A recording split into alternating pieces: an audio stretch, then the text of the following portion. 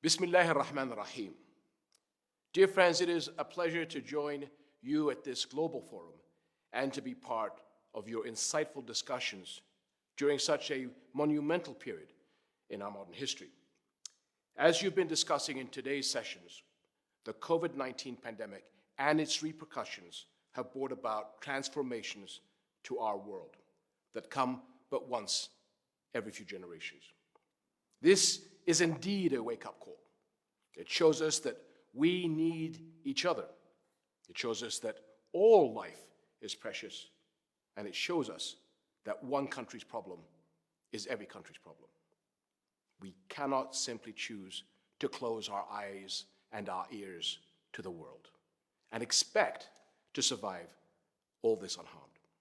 Instead of turning our backs on years of international connectivity, imperfect though it may be, we are better served fortifying the foundations of our global system and looking at ways to improve and re-globalize our world. COVID has given us a rare opportunity to do just that, to look at how we can make our world better and more resilient against current and future crises, including the ever-present impact of climate change. Three immediate areas of concern demand our attention: improving access to healthcare, enhancing food security, and nurturing innovation to catalyze recovery. So, my friends, the pandemic has shown us how connected we truly are. Before it, we are all equal. No one is immune. So let's use our connectivity to fight back by ensuring the efficient distribution of vaccines and treatments.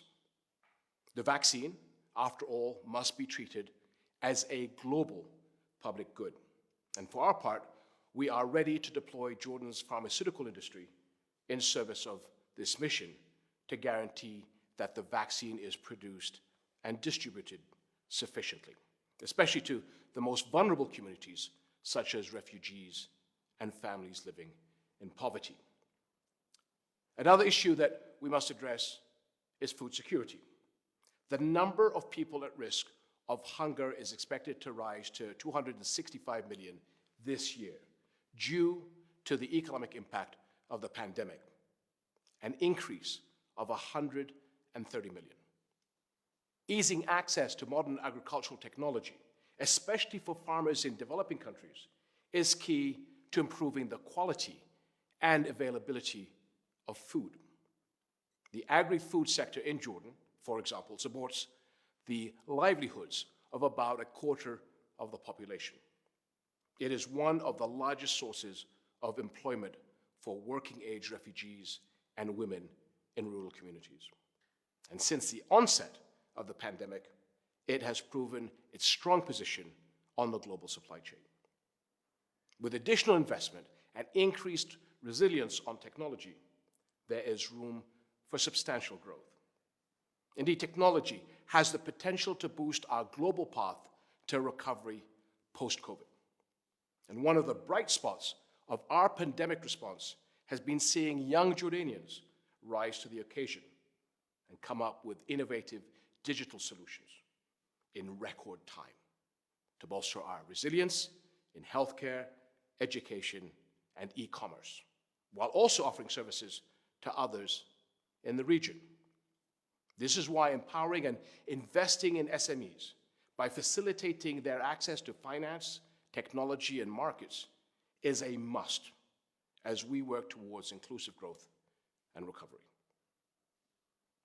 My friends, COVID-19 has upended our world. Over 1 million precious lives have been lost. Families in every country have lost loved ones to this pandemic. Millions have lost their sources of livelihood. At this forum, I urge you to think of them. And too often, we lose ourselves in the technicalities, the policies, the numbers. As you look at ways to rebuild a more resilient, inclusive world, remember to put people at the heart of your discussions. I wish you every success.